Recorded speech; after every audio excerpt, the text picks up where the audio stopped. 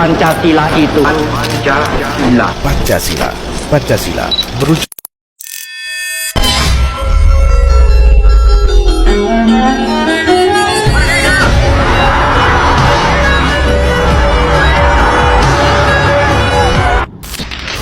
Assalamualaikum warahmatullahi wabarakatuh. Perkenalkan, kami dari kelompok 6. Di sini kami ingin mempresentasikan tugas Pancasila yang berjudul Pancasila dalam Arus Sejarah Bangsa Indonesia.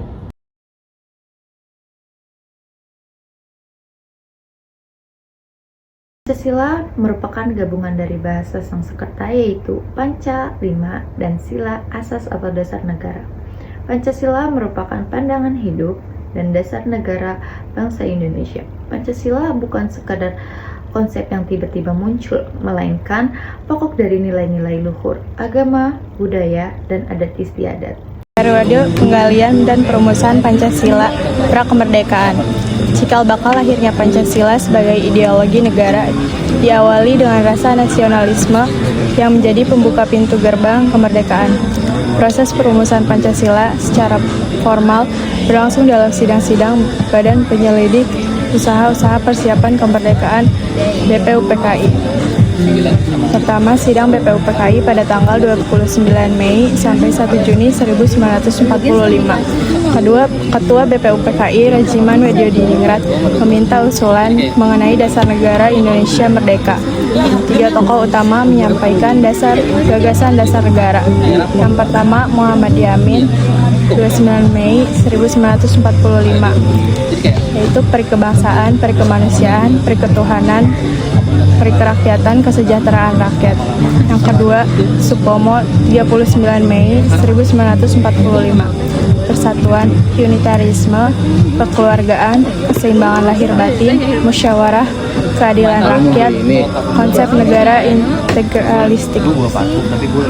Yang ketiga, Ir Soekarno, 1 Juni 1945, 5 dasar Pancasila, kebangsaan Indonesia, internasionalisme, perikemanusiaan, mufakat atau demokrasi, kesejahteraan sosial, ketuhanan yang berkebudayaan. Pidato Ir Soekarno pada 1 Juni 1945 yang mengusulkan nama Pancasila kemudian ditetapkan sebagai hari lahir Pancasila. Insinyur Soekarno juga mengusulkan agar Pancasila dapat diringkas menjadi Trisila, sosionasionalisme, sosiodemokrasi, ketuhanan, bahkan Ekasila atau gotong royong. Bagian B, Piagam Jakarta dan Perubahan. Setelah sidang pertama, dibentuklah Panitia 9 yang beranggotakan Soekarno, Hatta, Yamin, Maramis, Subarjo, Kahar Muzakir, Wahid Hasyim, Agus Salim, dan Abi Kusno. Untuk merumuskan ulang dasar negara, pada 22 Juni 1945, Panitia 9 menghasilkan naskah Piagam Jakarta yang disebut Jakarta Charter.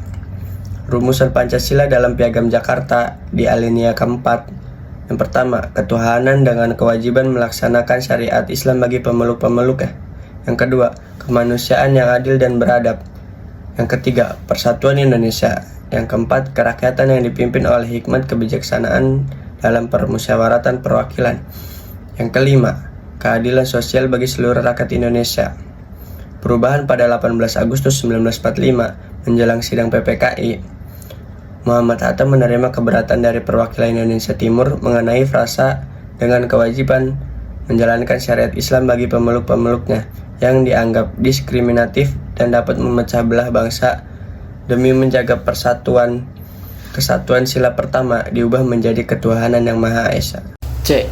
Pengesahan Pancasila 18 Agustus 1945. Sehari setelah proklamasi kemerdekaan, PPKI mengadakan sidang dan menghasilkan keputusan PPKI 18 Agustus 1945.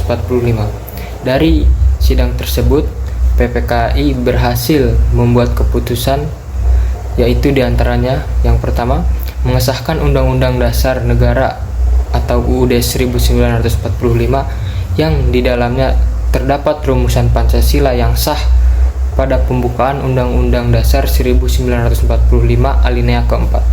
Dan yang kedua, memilih presiden dan wakil presiden, yaitu ditunjuknya Soekarno sebagai Presiden Republik Indonesia dan Bung Hatta sebagai Wakil Presiden Republik Indonesia. Rumusan Pancasila yang sah dan berlaku hingga saat ini seperti yang biasa kita bacakan di setiap upacara bendera yang berbunyi 1.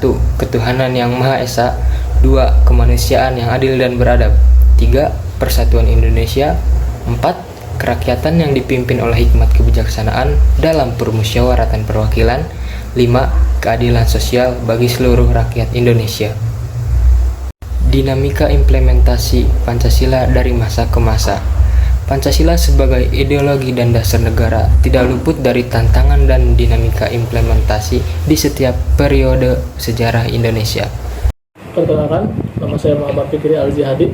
Saya dari kelompok 6. Di sini saya akan menjelaskan masa awal kemerdekaan Indonesia tahun 1945 sampai dengan 1959. Pada awal kemerdekaan, Indonesia dihadapkan dengan tantangan stabilitas politik dan upaya-upaya pemberontakan untuk mengganti dasar negara. Penyimpangan atau ancaman pada negara Republik Indonesia. 1. Pemberontakan PKI Madiun tahun 1948, yaitu berusaha mengganti Pancasila dengan komunis. 2. Darul Islam atau Tentara Islam Indonesia, yaitu berusaha mengganti Pancasila dengan dasar syariat Islam. 3. Pemberontakan RMS atau Permesta, yaitu gerakan separatis dan protes terhadap kebijakan pusat. Dan yang terakhir, realisasi, yaitu penerapan demokrasi liberal yang seringkali tidak stabil, atau pergantian kabinet yang cepat, tetapi Pancasila tetap diakui sebagai dasar negara. Masa Orde Lama tahun 1959 sampai 1966, karakteristik dikenal dengan demokrasi terpimpin yang didominasi oleh kekuasaan presiden. Penyimpangan, konsep Nasakom adalah nasionalisme, agama, komunisme. Upaya Presiden Soekarno untuk menyatukan 3 kekuatan politik besar yang justru menggeser posisi Pancasila menunjukkan sebagai satu-satunya asas. Penyimpangan Undang-Undang Dasar 1945, Presiden membubarkan DPR dan membentuk MPRS. Penyimpangan dari nilai kedaulatan rakyat Pancasila. Peristiwa G30 PKI tahun 1965, puncak upaya penggantian Pancasila dengan ideologi komunisme oleh PKI. Penting peristiwa G30 PKI menjadi titik balik yang mengakhiri Orde Lama dan menguatkan kembali Pancasila sebagai ideologi yang harus dipertahankan. Masa Orde Baru tahun 1966 sampai 1998. Karakteristik menjadikan Pancasila sebagai asas, tunggal dan alat legitimasi kekuasaan. Realisasi penataan P4, pedoman penghayatan dan pengalaman Pancasila.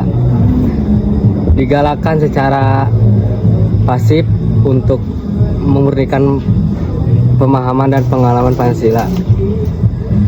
Pancasila sebagai asas tunggal melalui UU nomor 3 tahun 1985. Semua organisasi politik dan kemasyarakatan diwajibkan berdasarkan Pancasila. Baik, terima kasih. Saya akan melanjutkan materi dari Mas Dapak, yaitu masa reformasi dari tahun 1998 sampai dengan sekarang. Yaitu ada karakteristik, di dalam karakteristik ini ada era kebangkitan demokrasi, pluralisme, dan keterbukaan.